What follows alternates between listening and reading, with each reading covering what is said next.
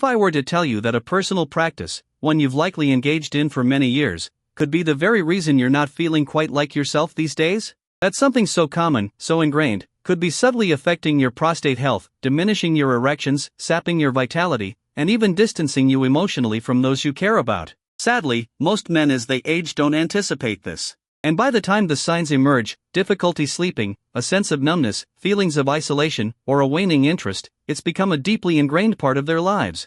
I'm Dr. Harold Grant, and I've dedicated over 3 decades to men's health, working closely with men as they navigate the aging process here in America. And through that time, a powerful realization has become clear to me. It's not the act of self-pleasure itself that's the problem for older men. It's the manner in which, the reasons why, and the timing of it that truly make the difference. And here's the surprising thing. The things that worked for you at 25 might be slowly taking a toll on your body now that you're 65. The very habits that once felt harmless, perhaps even beneficial, can become hidden contributors to low testosterone, disrupted sleep, pelvic discomfort, and a sense of emotional detachment. That's why in this video, I want to guide you through the 4 most detrimental self-pleasure mistakes that men over 60 frequently make and later regret. These mistakes are surprisingly widespread, quietly damaging, and yet, entirely reversible. And the moment you become aware of them, you'll finally possess the ability to regain your strength, your sensitivity, and your sense of control. Please stay with me, because mistake number 3 is one that I've witnessed destroy marriages, and most men are completely unaware they're even doing it.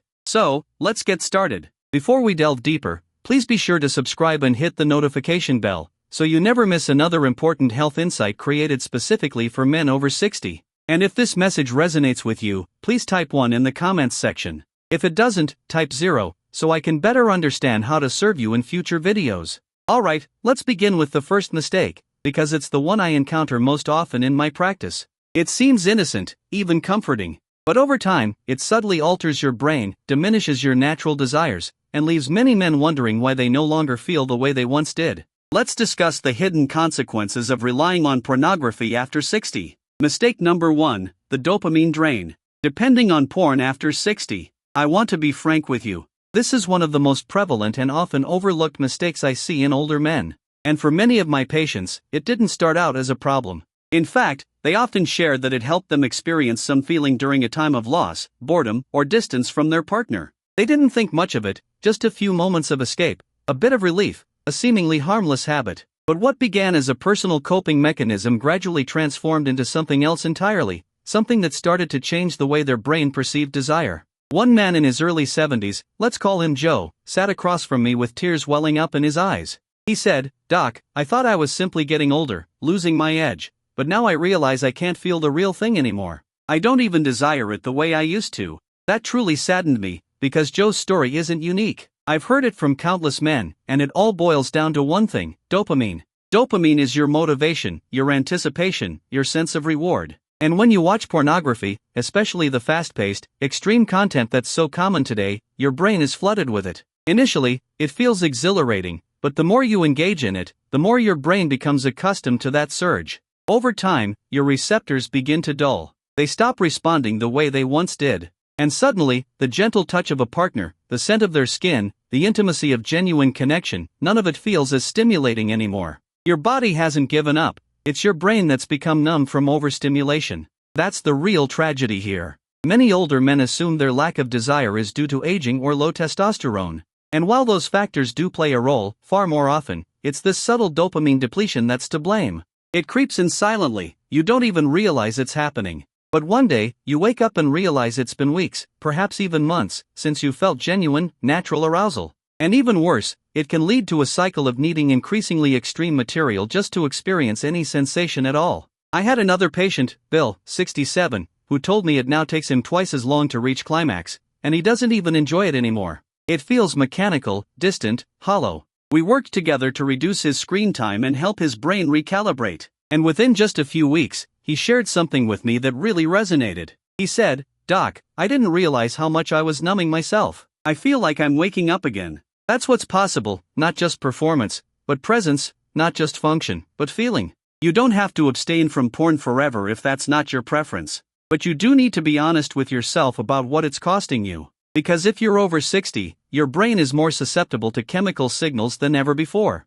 And the very thing you believe is keeping you connected may be the reason you feel more disconnected than ever. So, I'll ask you this: when was the last time you felt truly alive in your own body? Not from a screen, not from fantasy, but from touch, breath, emotion. If it's been a while, you're not alone. And you're not broken. You may simply need some time to reset. Your pleasure system is still within you, you just need to give it a chance to recover. And speaking of recovery, the next mistake might surprise you, because it's something most men do thinking it helps them relax and fall asleep, when in reality it may be destroying the very rest and restoration your body desperately needs. Mistake number 2, using it to sleep, the hormonal backfire. I can't tell you how many times I've had men look me in the eye and say, "Doc, it's the only thing that helps me sleep." And I understand. You wake up at 2 o'clock or 3 o'clock in the morning. Your mind is racing. Perhaps your body feels restless. So, you turn to what's familiar, release some tension, experience a moment of calm, and drift back off. It seems harmless, in fact, it seems helpful.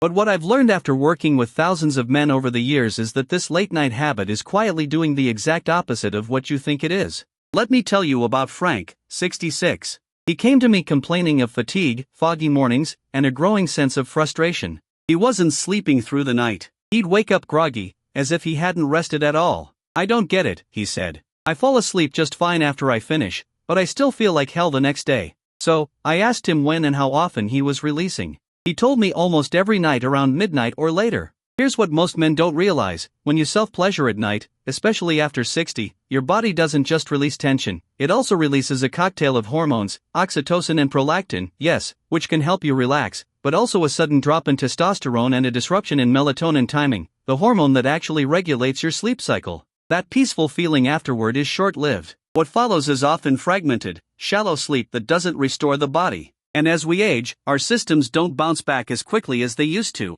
Our hormone balance is more delicate. The coordination between testosterone, melatonin, and cortisol, those vital rhythms that govern how we sleep and heal, can be thrown off easily. What seems like a soothing ritual is actually sending your body mixed signals, confusing your internal clock. Frank didn't believe me at first, but he agreed to try something different. For 1 week, he skipped his nightly habit. He focused on relaxing routines before bed, warm showers, deep breathing, reading something meaningful. And in the morning, when his body was naturally producing more testosterone, he allowed himself release if he felt the desire. By day 4, he came into my office looking different, clearer eyes, straighter posture. He smiled and said, "Doc, I forgot what it felt like to sleep through the night." That's the power of timing. Self-pleasure isn't the enemy, but doing it at the wrong time, when your body needs restoration, can rob you of the very healing you're hoping for. And here's the other point I want you to understand: when your sleep suffers, everything suffers: your mood, your memory, your desire, your cardiovascular health. I've seen men gain weight, feel more anxious, even spiral into depression, all from chronic sleep disruption caused by hormonal misfires at night.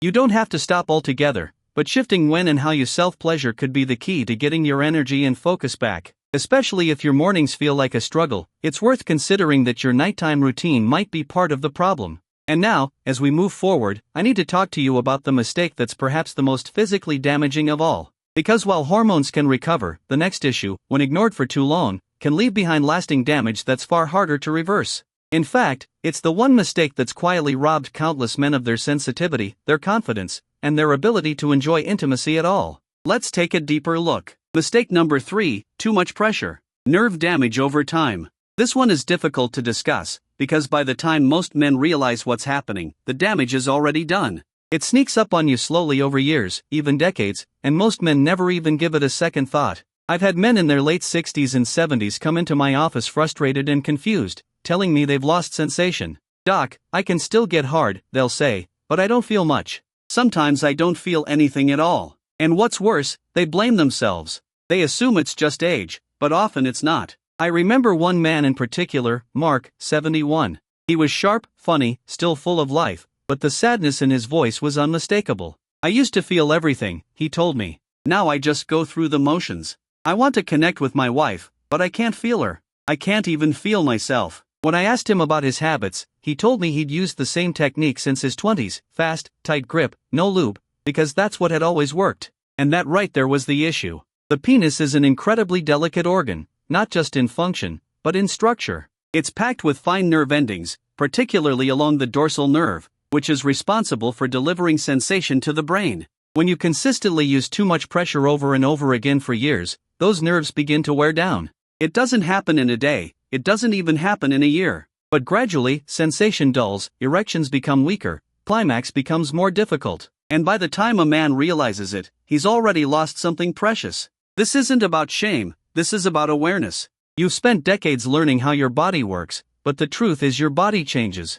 What felt normal or pleasurable at 25 might actually be hurting you at 65. Just like your knees or your back need a gentler approach as you age, so does your sexuality. Mark made the decision to change everything. He started using a softer grip. He slowed down. He used lubrication for the first time in his life. And most importantly, he gave himself permission to rest mentally and physically. Within a month, he began to feel tingles again. They were faint at first, but they grew stronger. That's when he looked at me and said something I'll never forget. I thought I was broken. I'm not. I was just being too hard on myself. Literally. You see, your nerves can regenerate, but only if you give them the chance. If you've been feeling numb, disconnected, or frustrated, this could be the reason. You're not too old. You may just need to relearn how to treat your body with gentleness and respect. Self-pleasure isn't supposed to hurt, it's supposed to nourish, to connect, to restore. And it still can if you change how you approach it. Now, what we've discussed so far has been physical, your brain, your hormones, your nerves. But the next mistake lives deeper than that. It's not about how your body feels, it's about what your heart has been carrying. Because underneath all these habits, there's often something unspoken, a quiet loneliness, a silent shame. And most men never talk about it out loud, but they should. And that's exactly where we're headed next. Mistake number 4, emotional disconnect. When loneliness hides behind the habit, there's something about silence that most people don't talk about, not the peaceful kind, but the kind that creeps in when the house is too quiet, when no one's calling, when the chair across from you stays empty day after day. I've had so many older men sit in my office and, with a half-hearted chuckle, say, I don't even know why I do it anymore. They're not talking about desire, they're not talking about passion. They're talking about habit, about filling the space, about trying to feel something. And I get it. I really do. Because sometimes self-pleasure becomes the one thing that offers a moment of escape from the ache of missing someone, from the weight of years gone by, from the growing distance between who you were and who you are now. But when that release is driven by loneliness rather than connection, it starts to change us, not all at once, but gradually, deeply, and quietly.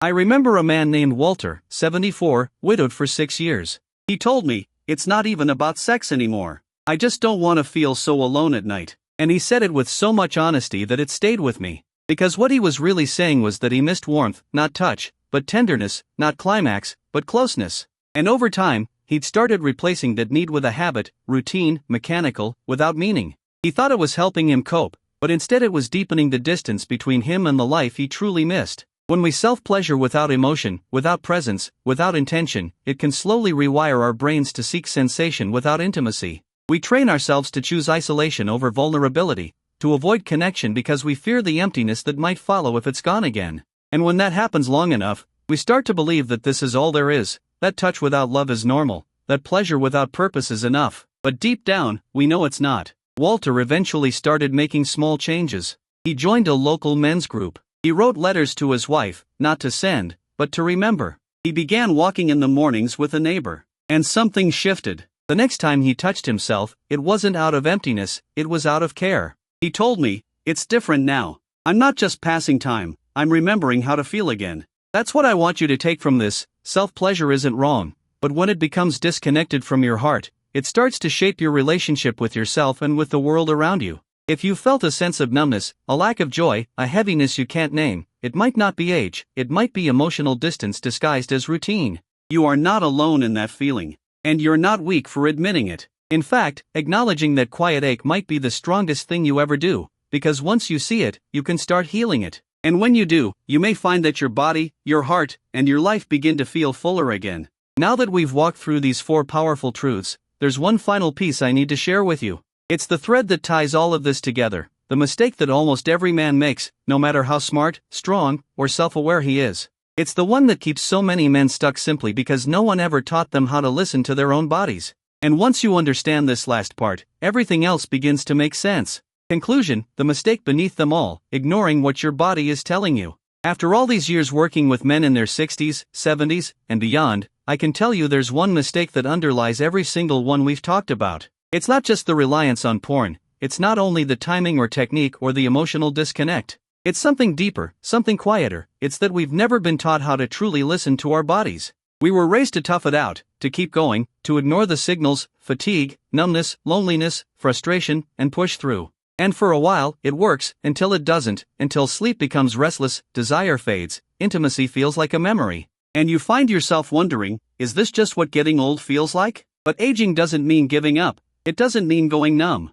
It means learning to pay attention in a way we never had to before. It means recognizing that our body speaks to us, sometimes in whispers, sometimes in symptoms. And the most courageous thing you can do is to listen. If any part of this message struck a chord with you, take a moment, just one, ask yourself honestly, have I been ignoring what my body is trying to say? If so, that's okay. You're not too late, you're not too far gone, you're not broken. You're waking up. And when you choose to make even the smallest change to how you touch yourself, when you do it, or why, you're not just fixing a habit, you're reclaiming your health, your strength, and your self-respect. And that's something no one can take away from you. If this message resonated with you, don't keep it to yourself. Like the video so more men can find the truth they were never told. Share it with a friend, a brother, or anyone who might need to hear this. And I'd love to hear from you. Drop a comment below and let me know what part spoke to you most. If you believe in content that supports men's health with honesty and respect, consider making a small donation to help us reach more lives. Your support means everything. This is how we change the conversation together.